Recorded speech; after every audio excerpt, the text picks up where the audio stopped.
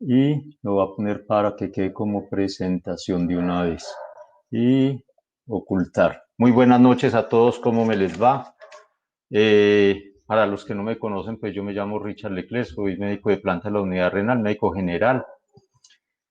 Vamos a reiniciar otra vez pues todo este programa de Club de Revistas. Esto lo había empezado el doctor Iván y el doctor Edwin hace más o menos unos 12 años, recién cuando llegó el doctor Edwin, y empezamos con esto.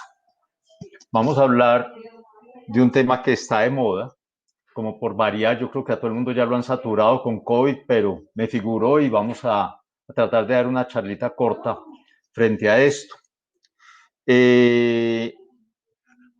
Resulta que no se sabe exactamente qué es lo que pasa en los pacientes que tienen la neumonía por COVID y los riñones. Hay varios estudios que han hecho, han sido estudios pequeños, y la variabilidad de falla renal en estos pacientes ha sido muy amplia, desde 0.5, casi como hasta un 20%.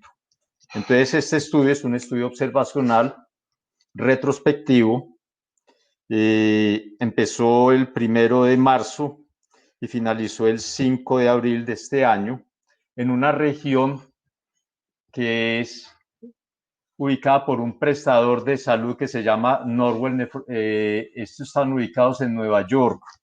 Ellos tienen la sección de Long Island y tienen la región de Western.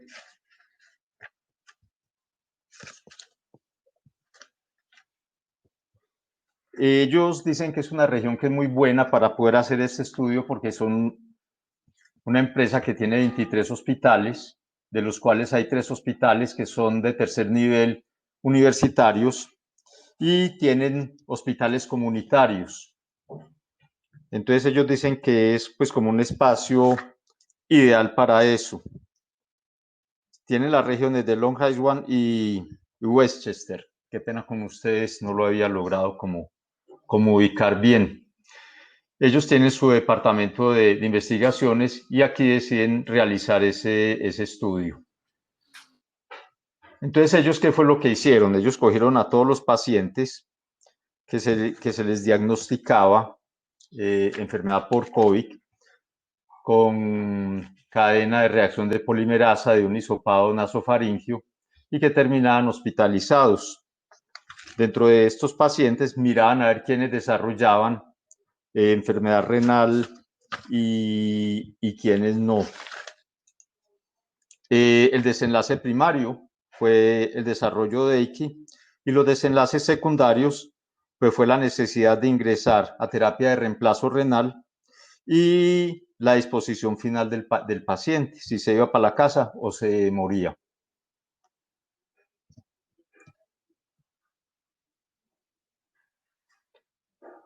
Muy bien, entonces ellos, como les decía, esta es la fecha de admisión, desde el 1 de marzo hasta el 5 de abril, los datos de 13 hospitales de ellos, eso incluía hospitales de tercer nivel. Ingresaron 6.477 pacientes. ¿A quiénes excluyeron? O sea, ¿quiénes fueron los factores para no aceptarlos en el trabajo? Pacientes que llegaban al hospital y que de pronto salían del sistema de salud porque se iban remitidos para otro sector donde no estuviera este tipo de prestador de servicios. Pacientes que llevaran múltiples admisiones, o sea, consultaba un día, de pronto lo daban de alta y volvía a consultar, le tenían en cuenta únicamente la primera hospitalización. Menores de edad, al lado en el N les aparece el número de pacientes que iban saliendo. Pacientes que eran trasplantados o pacientes que estaban con enfermedad renal crónica o pacientes que no tuvieran la posibilidad de tener una creatinina previa disponible. Dentro de esto quiero aclarar una cosita, y es que la enfermedad renal crónica como tal no fue evaluada porque solamente el 15% de los pacientes tenían una creatinina previa y una tasa de filtración previa. Entonces no les permitía dar un buen tamizaje para saber si la enfermedad renal crónica hacía parte de los factores de riesgo o no. Quedaron incluidos entonces 5.449 pacientes. Esta es la cohorte de ellos. el promedio de edad fue de 64 años, 3.300 hombres, miren que hubo de todas las razas, hubo de toda clase de gente, y Nueva York es como la capital del mundo. Miren a lo que se dedicaban, absolutamente a todo, y miren que tenían varios tipos de aseguradoras. Les decía que habían dos tipos de hospitales de nivel terciario, miren la cantidad de gente que recibieron, y los hospitales comunitarios. En Estados Unidos hicieron exactamente lo mismo que han estado tratando de hacer aquí, que han hecho en otras partes, y es conseguir como locales para adecuarlos a unidades de cuidados intensivos. Estas son las comorbilidades de los pacientes, miren que había de todo, el índice de masa corporal, obesidad mórbida, si tenían cáncer, si tenían apnea del sueño, si tenían enfermedad hepática, si eran diabéticos, falla cardíaca. Y los que recibían medicaciones, entre ellos incluyeron los que tenían la posibilidad de bloquear el sistema renina-angiotensina. Evaluaron también quiénes se fueron para ventilación, quiénes ingresaron a UCI, quiénes recibieron equipo extracorpóreo de oxigenación, quiénes recibieron inotrópicos y vasopresores, y finalmente quiénes fueron dados de alta, quienes murieron y quienes permanecieron hospitalizados. Estas son las variables. Los pacientes que fueron dados de alta fue 3.200, murieron 888 y corrientemente continuaron hospitalizados 1.200. Eso hace más o menos el 23%. Muy bien, entonces dentro de las características basales, ellos hicieron un estudio de comparativo de los factores de riesgo, de si era o no era, y quiénes desarrollaban aquí y quién no desarrollaba aquí. La P significativa se consideró una P menor de 0.05, ¿no es cierto?, para ser significativo. Entonces empezaron las variables y de una vez dentro de la corte les voy dando resultados. La edad, ustedes miren que tenemos pacientes que no tuvieron NACI, una edad de 61, pero los pacientes que desarrollaron cualquier tipo de EICI fueron mucho mayores, 69 en promedio. Incluso entre más severa fue el EICI, fue mayor la edad, con excepción del estadio 2, que siempre fueron como los más mayorcitos. Sin embargo, eso les permitió tener una P significativa en toda la tendencia y en el valor de ACI frente a los de no ACI. A los hombres les fue más mal, significativo. La raza, específicamente a los negritos, fue a los que les fue más mal, no dejan de ser racistas, y a los latinos también. Muy bien. Lo de las hospitalizaciones, pues les fue mejor a los pacientes que están hospitalizados en el tercer nivel. Obviamente, pues tienen médicos de más experiencia, tienen equipos que son posiblemente mejores. Y dentro de las variables, observen que la hipertensión arterial fue uno de los factores también prominentes. Las enfermedades cardiovasculares fueron otro factor predominante. La creatinina al ingreso, si ustedes ven, fue mucho más alta en los pacientes que desarrollaron falla renal, incluso a la salida. Fueron valores significativos. Pacientes con medicaciones, en las características iniciales le dieron la positividad de que era un factor de riesgo recibir IECA o ARA2, ventilación mecánica, ingreso a la UCI, inotrópicos y vasopresores. Ojo que esto aquí ellos después hicieron un análisis más juicioso y sacaron los factores de riesgo. Muy bien, esta tablita nos muestra la admisión de los pacientes con falla renal aguda, el diagnóstico inicial según el día de ingreso. Si ustedes ven, al ingreso y en el primer día de ingreso fue cuando más se desarrolló la falla renal aguda. Ya a medida que fueron pasando los días de hospitalización, fue disminuyendo. Acuérdense que esto de aquí es después de 8 días. Pero miren cómo en los primeros 7 días, el ingreso y el primer día fue el día que más se presentó la falla renal. Y ellos utilizaron para la definición de la falla renal las de Cadigo. ¿Qué no utilizaron de la de Cadigo? El volumen urinario, porque el sistema electrónico de historias clínicos no se los permitía, no estaba disponible, entonces no lo pudieron usar. Aquí vemos los pacientes que requirieron ventilación mecánica, los que no tenían ventilación mecánica frente a los que tuvieron ventilación mecánica, ¿cómo les fue? Miren cómo los pacientes que tuvieron ventilación mecánica, todos desarrollaron falla renal, lesión renal aguda, muy por encima de los pacientes que no tuvieron necesidad de ventilación mecánica, y ese fue un factor de riesgo grandísimo para desarrollar la lesión renal. Dentro de los estudios de laboratorio que les hicieron, ellos encontraron una cosa que les llamó mucho la atención, y es que el sodio urinario y la densidad específica estaba mucho más alta en los pacientes que sufrieron lesión renal aguda. Eso habla de que este tipo de pacientes pudiera haber tenido una lesión prerrenal. Pero si ustedes observan también, hubo pacientes que tuvieron varias cruces de sangre y proteínas. Aunque ellos no lo utilizaron como un patrón estándar para poder decir, ahí hay una glomerulopatía o ahí hay una tubulopatía, porque no tuvieron la oportunidad de mirar cómo estaba ubicada la sonda vesical de estos pacientes, ellos aducieron que no era posible valorar tanto la proteinuria como la hematuria por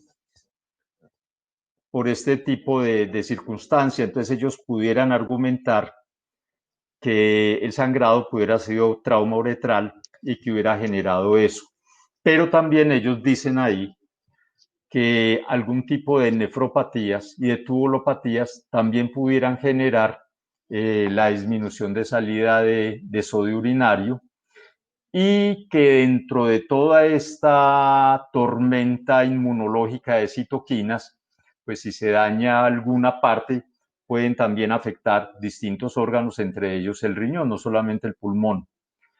Esta tablita es muy interesante porque en esta tablita nos muestra cómo en el momento en que el paciente se intuba, viene el paciente con su falla renal y también se dispara la falla renal en la necesidad de intubar el paciente y de meterlo a terapia ventilatoria. Entonces, esta tabla nos muestra cómo el paciente sufre tanto el deterioro respiratorio como el deterioro renal. Ahora, ellos hacen las dos comparaciones. El paciente que se deterioró renal, que es una falla renal, una X3, es un paciente que casi siempre terminó entubado. Y los pacientes que fueron entubados también, casi siempre estos pacientes requirieron terapia de reemplazo renal, hicieron una falla renal. Aquí vemos el otro endpoint, que es la salida de los pacientes. Lo que ustedes ven como un azulito realmente es un morado, esto es como de muerte.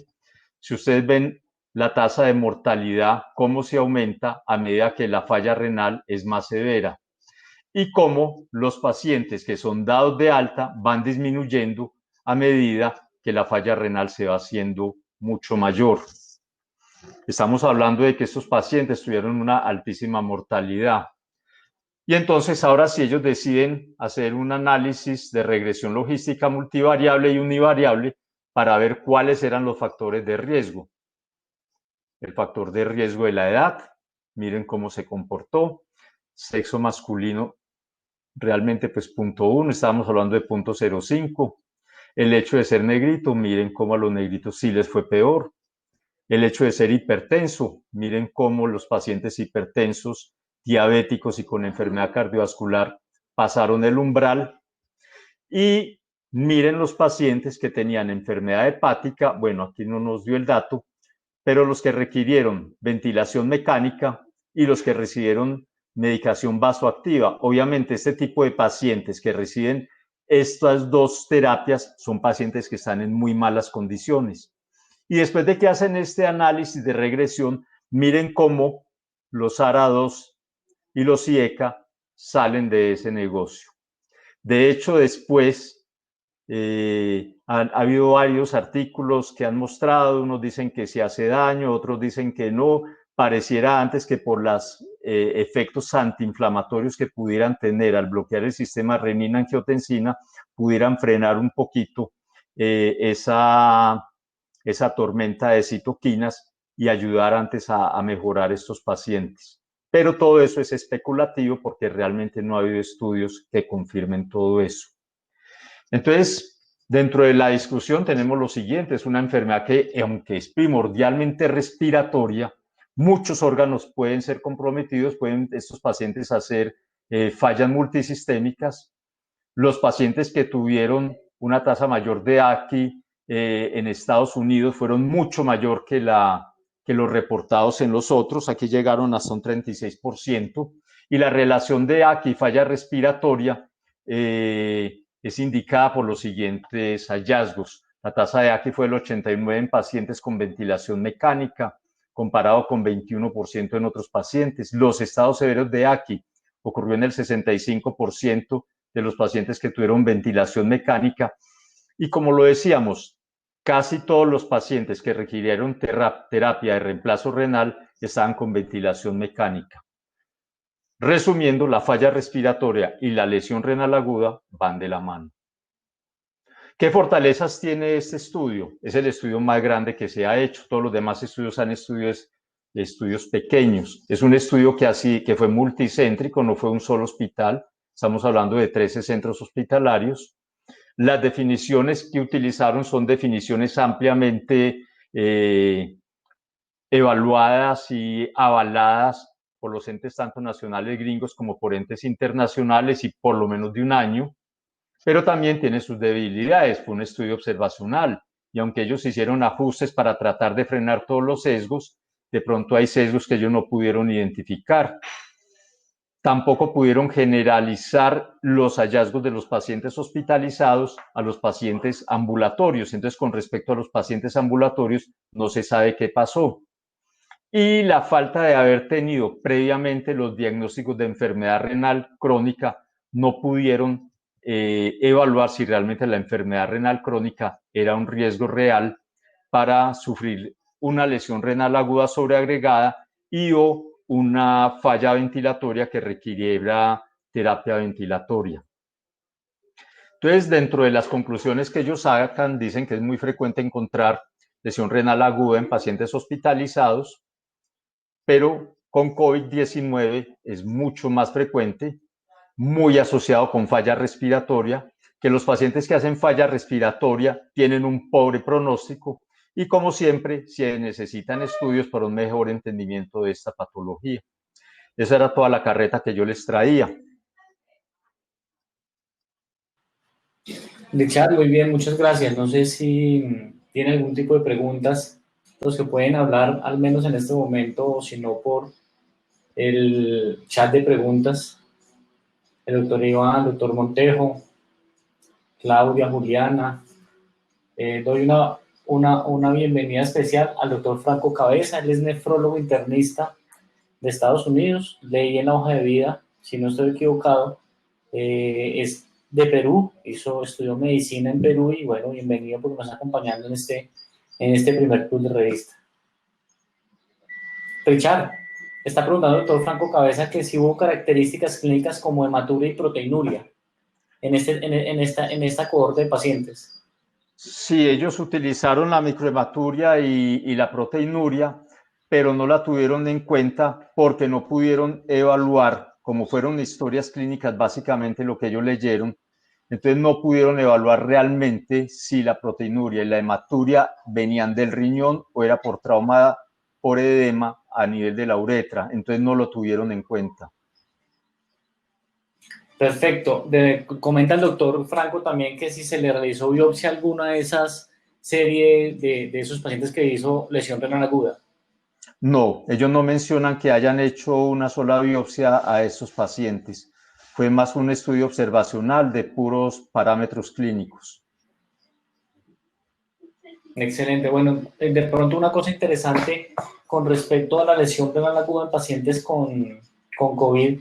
He leído 3 artículos, uno de ellos es una serie de 9 pacientes, de 24 necropsias que hicieron, 9 de ellos con lesión renal aguda, Otro que salió en el New England la semana pasada, un caso clínico de lesión renal aguda y que se le hizo biopsia.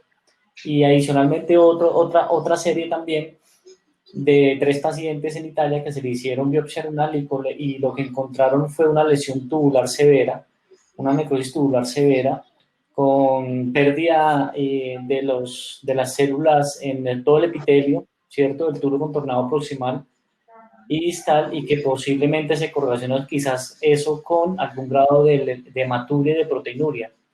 No hubo ningún caso microangiopatía trombótica, a diferencia de los microtrombos que se evidenciaron en pulmón y en cerebro.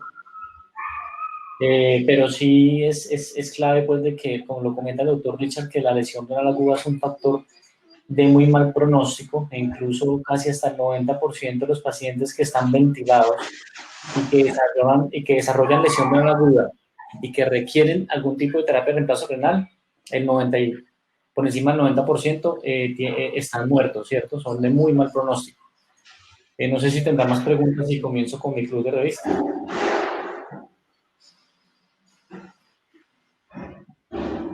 Bueno, ¿sí me oyen? Sí. Sí, perfecto. Listo. Yo voy a compartir lo estoy mirando hacia arriba porque tengo el televisor aquí arriba.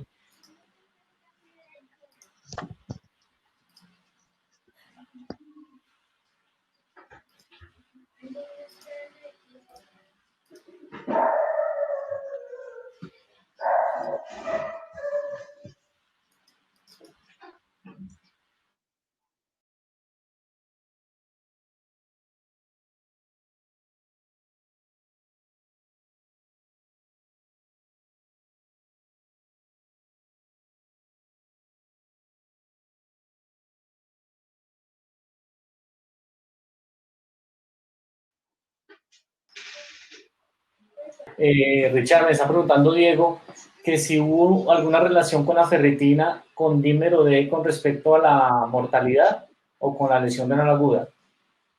Bueno, ellos allá en el estudio no ponen el dímero D ni pusieron la ferritina. Básicamente fue un estudio observacional, se pegaron básicamente buscando la parte renal. Y dentro de los parámetros que utilizaron, pues también los factores epidemiológicos.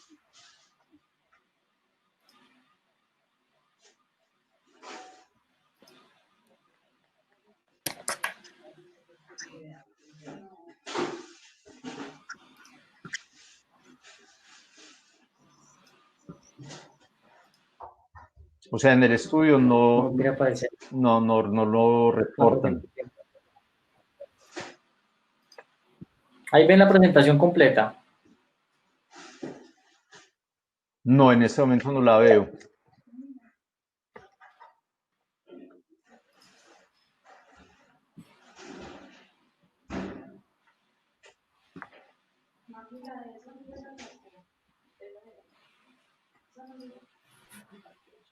Katy, venías en el FA.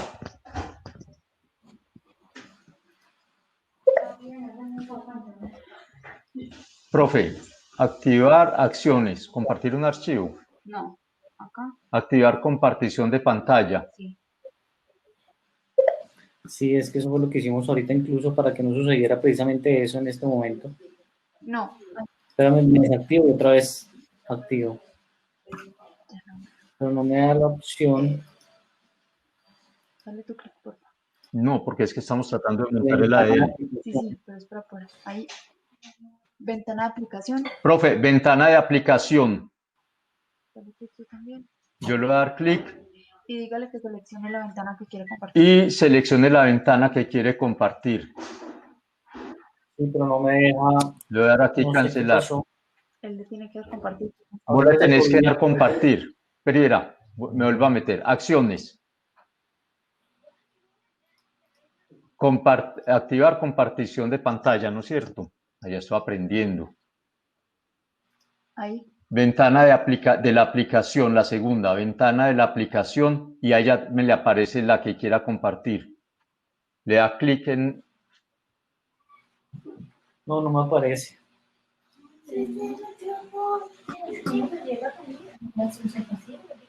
Ahí ven algo. No.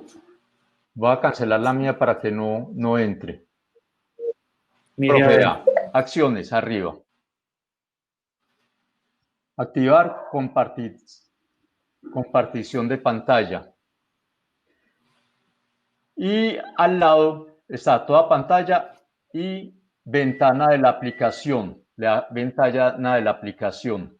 Y a la ventana que le aparezca ahí de su computador, le da clic y a ella le aparece compartir.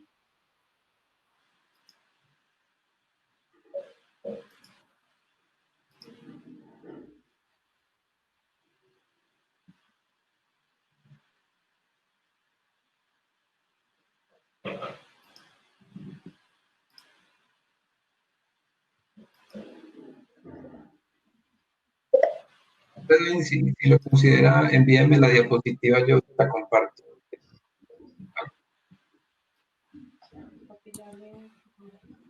Te lo envío. No. A los participantes, las preguntas para que las hagan en el tab que dice que nos quedan separadas del chat y nos quedan como para que en la revisión del video puedan ver qué preguntas se hicieron acerca de cada tema. Pero la de él estaba ahí. Sí, la mía está ahí. Bien. Juan, ¿cuál es tu Maximiliano. mail? Si quiere por el WhatsApp está bien. Estoy aquí en el computador. jkcardona@gmail.com. Mientras el doctor Edwin lo envía, el doctor Richard, la doctora Claudia Tamayo hace una pregunta que la puedes ver ahí en el panel de preguntas. Nos dicen, en conclusión, se afectaron más los pacientes con hipertensión o los con diabetes. Sí, Claudia, esos fueron dos de los grandes factores de riesgo. Listo, Juan.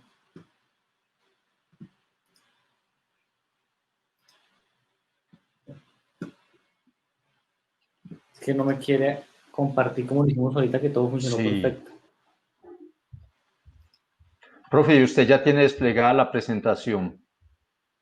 Sí, ya la tengo abierta. No hice nada. Cuando usted comenzó no había hecho nada de lo que hicimos ahorita, pues, para que funcionara.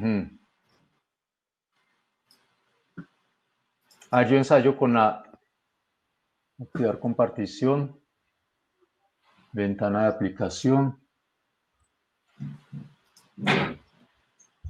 Yo veo. Ahí se está viendo para todos.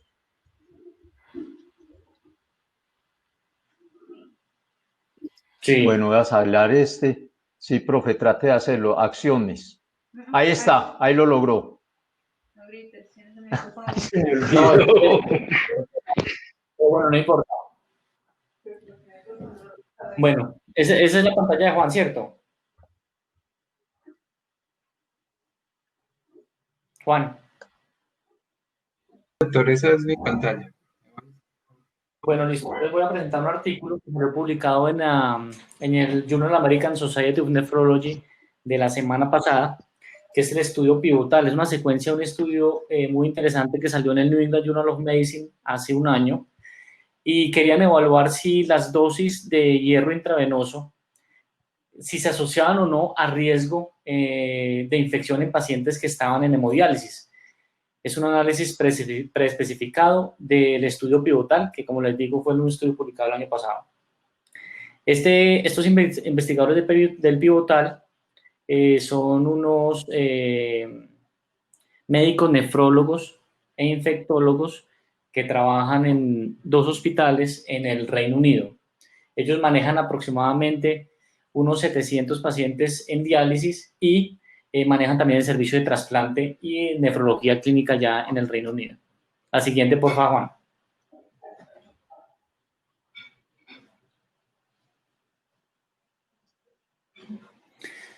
En introducción, sabemos pues que el hierro intravenoso es ampliamente usado en 2 circunstancias. Uno, cuando el hierro oral falla al tratamiento, y el segundo, cuando hay efectos secundarios.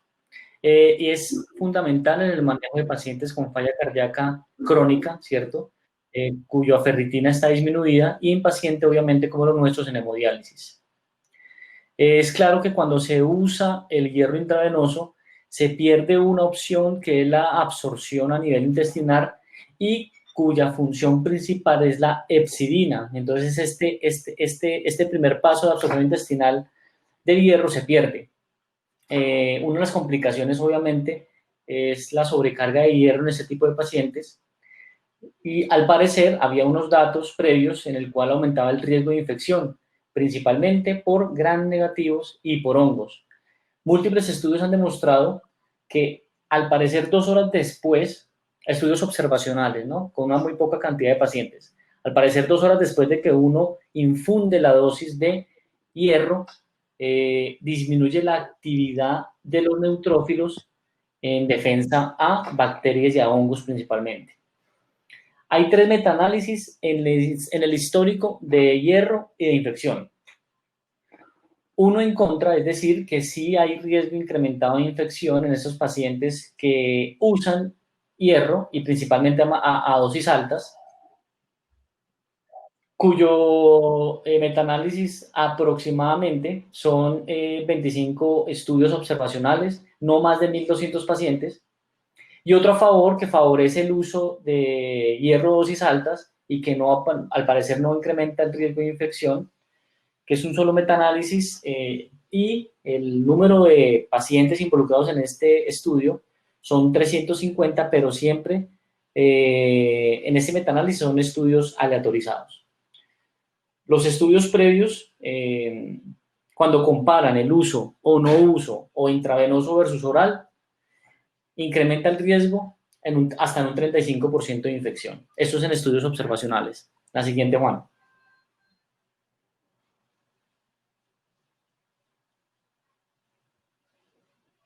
La hipótesis del estudio era el pivotal, que son pacientes en hemodiálisis que se utilizaron 2 tipos de dosis de hierro.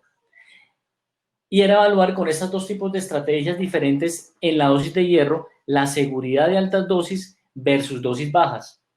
Hablaban específicamente de la seguridad de dosis altas en el grupo proactivo y la seguridad de dosis bajas en el grupo reactivo, es decir, que se administraban entre 100 a 200 miligramos al mes. Sin embargo, los pacientes que tenían ferritina por debajo de 100 o una saturación de transferrina por debajo del 20%, se aumentaba la dosis progresivamente. El estudio involucró 2.141 pacientes con un promedio de seguimiento de 2.5 años hasta un máximo de 4.4 años. Y lo interesante fue que la estratificación que se hizo en la prealeatorización establecía 3 puntos o 3 variables. La primera, que era la ventana de diálisis menor de 5 meses o más de 5 meses. 2, la presencia o no de diabetes. Y tercero, el tipo de acceso que tenían. Es decir, o fístula o injerto o acceso vascular tipo catéter temporal o un tunelizado. El siguiente. Aquí está abajo en la parte inferior derecha, se me olvidaba. Este es el estudio pivotal primero que salió publicado en el 2018 a finales. Y para recordar, ese estudio fue muy interesante porque al utilizar las 2 dosis, los pacientes que utilizaban dosis mayores de hierro como mantenimiento, ¿cierto? Siempre y cuando la ferritina no superara los niveles de 700 y la saturación de transferrina por encima del 40%, tenían necesidad, 1, de menos dosis de eritropoyetina, 2, de menos necesidad de soporte transfusional y 3, sobre todo lo más importante, menos efectos o riesgos cardiovasculares. La siguiente. ¿Otra vez? Entonces, este fue el esquema. ¿Cuáles fueron los criterios de inclusión? Están aquí en la parte izquierda. Eran pacientes por encima de 18 años que estuviesen en diálisis no por un tiempo mayor de 12 meses, ¿cierto? Que fueran incidentes y no por un tiempo mayor de 12 meses, que la ferritina estuviese en menor de 400 picogramos por litro y la saturación de transferrina por debajo del 30%. Y los criterios de exclusión eran pacientes cuya expectativa de vida fuera menor de 12 meses, que el protocolo de trasplante estuviese ya listo para antes de 12 meses, que la proteína C reactiva estuviera por encima de 0.5 miligramos por decilitro, que tuviese infección activa, que tuviera un cáncer activo, que tuviese infección por hepatitis B, hepatitis C o HIV, una enfermedad hepática crónica, una clase funcional 4 de la NIJA, que estuviese la paciente embarazada o que estuviera dando lactancia, historia de sobrecarga de hierro o hipersensibilidad previa. Aquí fueron aleatorizados de la siguiente manera, la siguiente, Juan. Entonces, la parte izquierda, la parte rosada o violeta, bueno, si yo soy malo para los colores, la parte proactiva, se administraban alrededor de 400 miligramos al mes, ¿sí? Recordemos que no se podía administrar esa dosis si la ferritina estaba por encima de 700 o la saturación de transferrina por encima de 400, y la parte reactiva era pacientes que se la administraban aproximadamente entre 100 a 200 miligramos al mes. Se tenía deficiencia de hierro, se le daba obviamente una dosis mayor. Mensualmente se le hacía sus pruebas sanguíneas, la clase funcional, el registro de la dosis de eritropoyetina, el registro de necesidad de soporte transfusional, de eventos adversos y también la falla o no del acceso vascular. La siguiente.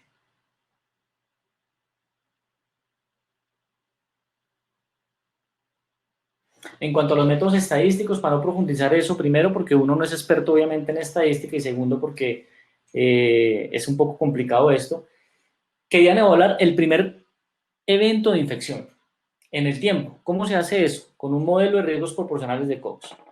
Pero sobre todo lo ajustaron las variables de estratificación prealeatorización, que fueron diabetes, accesos y tiempo de diálisis, como lo había dicho. Debido a que usamos un modelo de riesgos proporcionales de Cox, obviamente se utilizó el HR y el intervalo de confianza como para evaluar el riesgo del tratamiento y el modelo de Cox para evaluar la tasa y el primer tiempo de evento. Con estos métodos estadísticos llegamos a estos resultados.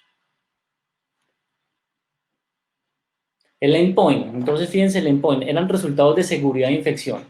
Cualquier tipo de infección, urinaria, pulmonar, abdominal, acceso vascular, catéter, cualquier tipo de infección.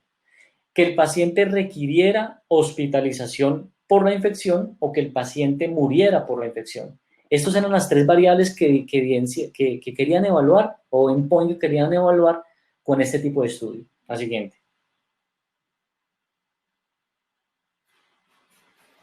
Fíjense lo que está subrayado, que son 4 o 5. La primera, obviamente, los pacientes que tenían fístula eran un poco mayores y sabemos pues que es más fácil, aunque bueno, aquí este estudio el 80% tenía injerto. Sabemos pues de que nuestra población o en Colombia los injertos son muy poco frecuentes a diferencia de Estados Unidos, seguro el doctor Franco nos lo dice también, y en otros tipos de países. La duración del tiempo de diálisis era un poco mayor también en los pacientes con fístula. La presión sistólica, fíjense que sí tenían mayor presión sistólica los pacientes que estaban con uso de catéter, tanto sistólica como diastólica, y la proteína C reactiva también era mayor en los pacientes que estaban con el uso de catéter de manera significativa. Entonces es muy importante pues porque recuerden que el acceso vascular genera inflamación crónica, entonces usualmente las PCRs son más altas. La siguiente. Resultados, la siguiente. Entonces, fíjense, de estas 5 gráficas que siguen acá, la primera es los resultados de infección. Entonces, todas las infecciones, el endpoint está en la parte izquierda, aparece entonces el primer evento ocurrió en 508 pacientes en el grupo proactivo y en el grupo reactivo 477 pacientes. Porcentualmente hablando, al lado del 508 está 46.5% y 45.5%. Eso nos da un HR de 0.98 con un intervalo de confianza entre 0.87 y 1.1, una P no significativa. Y esto fue tanto para todas las infecciones como para las hospitalizaciones más infección, está el tercero por debajo de todas las infecciones, y para el quinto de todas las infecciones, es decir, que al parecer no hay un mayor riesgo cuando yo utilizo dosis altas de hierro, ¿cierto?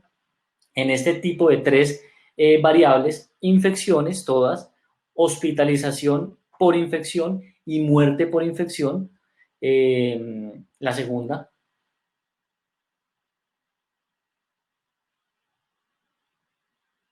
Aquí nuevamente establecemos con una curva de Kaplan-Meier en donde evaluamos tiempo abajo y los pacientes con el evento porcentualmente en la parte izquierda. Entonces, fíjense que La primera tablita de todos los episodios de infección, la roja es la reactiva, las bajas dosis, perdón, y la azul es la proactiva.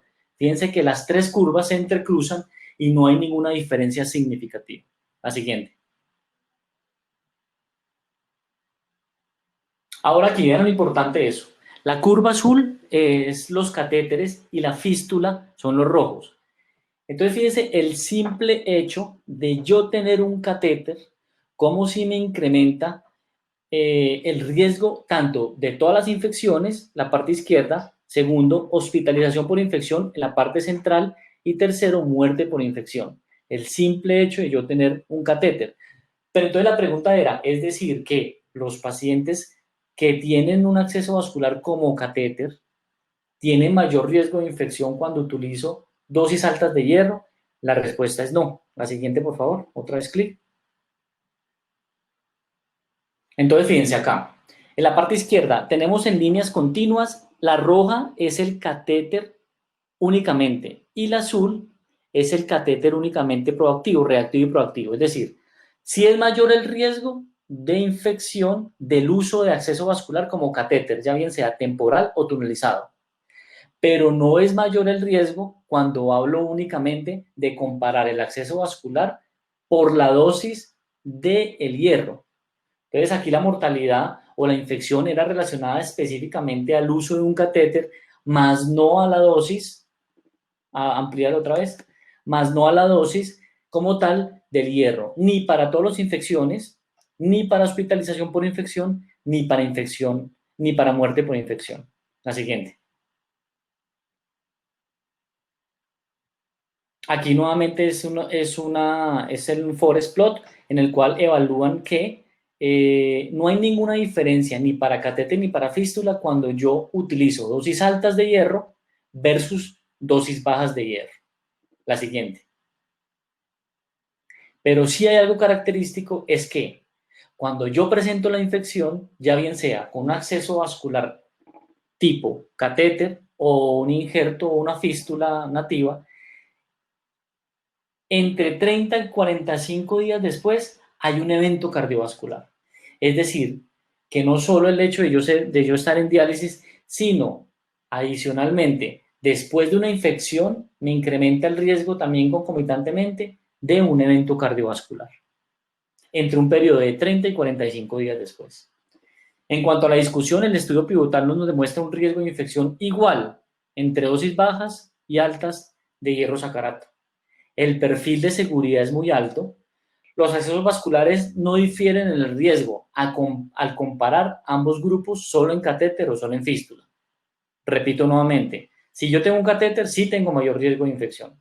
Pero cuando yo comparo el riesgo de infección de dosis altas en catéter y dosis altas en fístula, no me incrementa el riesgo de infección. No es dependiendo de la dosis del hierro, sino depende únicamente del tipo de acceso vascular. No solo nos brinda un perfil de mayor seguridad cardiovascular de riesgo, sino también una disminución en la dosis de agentes eritropoyéticos. Y lo que es claro es que una subsecuente evento cardiovascular se sucede posterior a la infección. La siguiente. En conclusión, la seguridad cardiovascular de mantenimiento de hierro de dosis altas nos lo demuestra ese estudio pivotal. Requerimos menor necesidad de agentes eritropoyéticos, menor necesidad de soporte transfusional y el riesgo es exactamente igual, tanto de dosis altas como de dosis bajas de hierro. No hubo reacciones adversas, no hay aumento en el riesgo de otros tipos de infecciones, pero lo que sí es claro es que necesitamos tener un acceso definitivo porque es mayor el riesgo de infección en los pacientes con un acceso vascular tipo catéter, ya bien sea temporal o bien sea tunelizado. La siguiente. Eso es todo. Muchas gracias pues por la atención y no sé si tienen algunas preguntas ahí. Con mucho gusto las respondo. Richard, Claudia, Iván, Juan Diego, doctor Franco.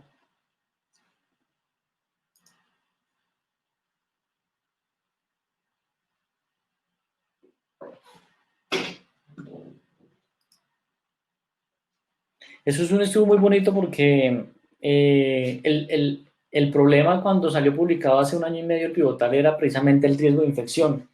Esto nos confirma de que al tener un paciente con dosis altas de hierro, necesitamos definitivamente menos dosis de agentes eritropoyéticos y disminuimos el riesgo de eventos cardiovasculares relacionados con esto.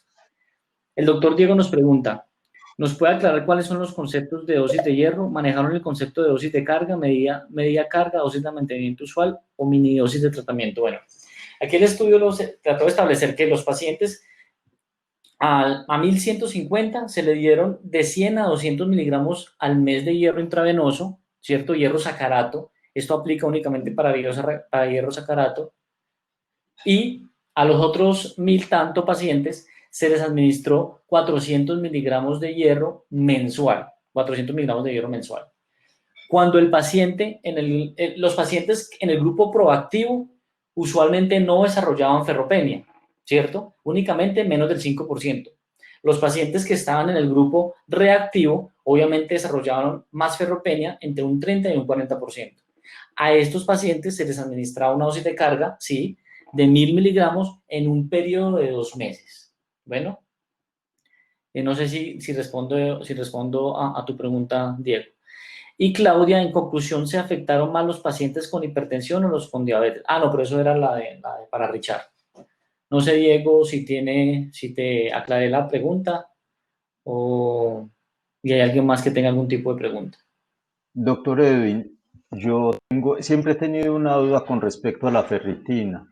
La ferritina siempre ha sido un marcador de inflamación, es una especie de proteína C reactiva o de velocidad de sedimentación glomerular. Así que uno pudiera decir que a ratos compite con ellos.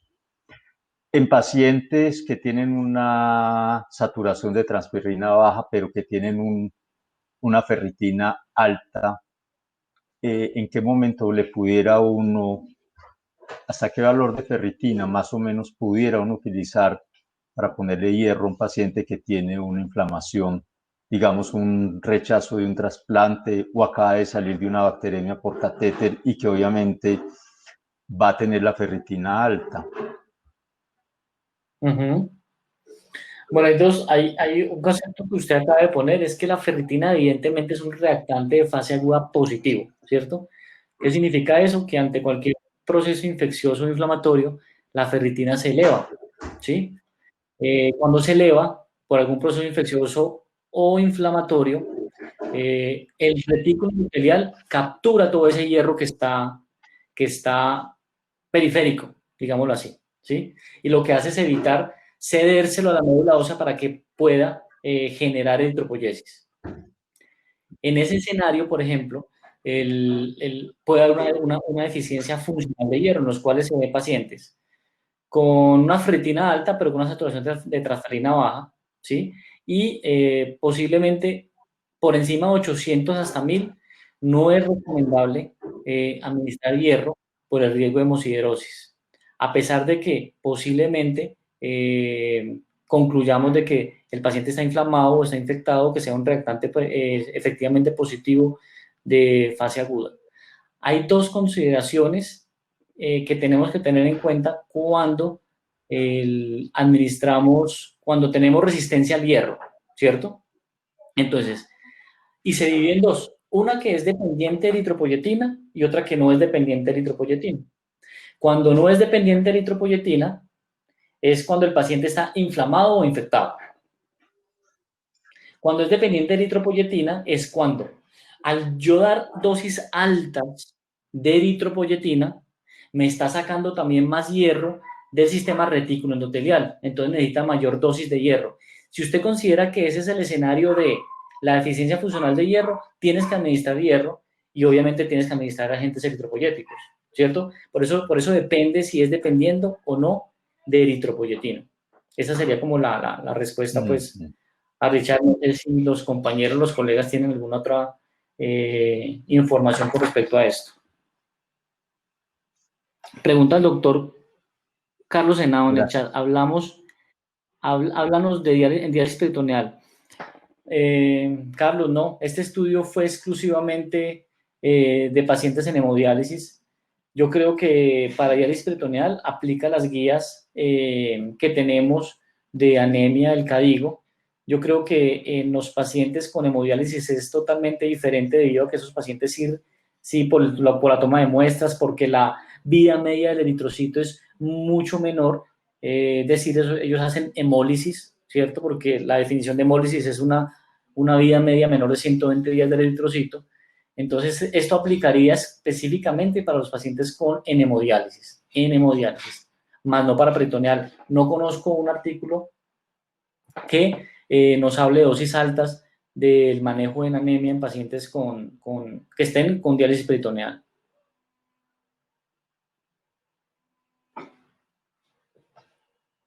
No sé si tiene otra pregunta, Juan, Iván. El doctor Franco.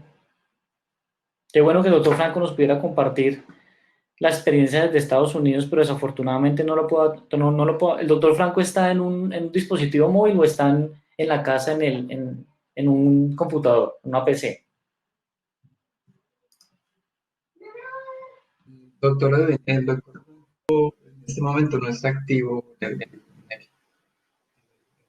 la sala. Ah, bueno. Los que tienen el puntico verde son los que están activos en este momento. Sí, el doctor Franco no estaba como en un dispositivo acto para darle control. Bueno, no sé si tienen más preguntas. Doctor, mira en la sección de preguntas que hay una del doctor Armando. Doctor, él me escuchó. El año pasado salió un artículo en donde se comparan dosis de hierro y ferrocinética. Se puede administrar en forma segura hasta ferritina de 1000, pero tiene algunas consideraciones especiales. Sí, yo también creo que ese es el valor, el límite superior, por encima de 1000. Inclusive hace como 2, 3 años en el era ETA llegó a decir que hasta 1200, pero la verdad uno teme porque sí el riesgo de hemosiderosis es muy alto. Pues yo creo que entre 800 y 1000 es un valor seguro quizás para la administración de hierro.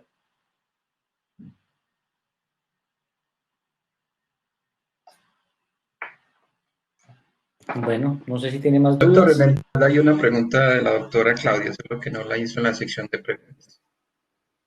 Ah, bueno. Una razón más para que insistamos en fístula arteriovenosa, obvio habiendo descartado primero la posibilidad de peritoneal.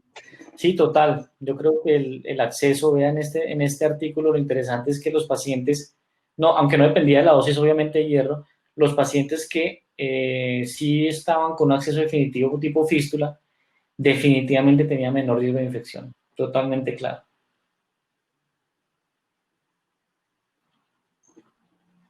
Bueno, Claudia, gracias. Bueno, colegas, muchas gracias. Pregunta al doctor José Villegas para que miren en el chat. Que si la reunión sería cada 15 días. No, el objetivo de la reunión es cada 8 días, ojalá inviten a más gente. Dentro de 8 días la doctora Cindy Erazo va a exponernos y Elizabeth también. Elizabeth Alzate. Ellas dos van a exponer los artículos también, igual que Richard y yo.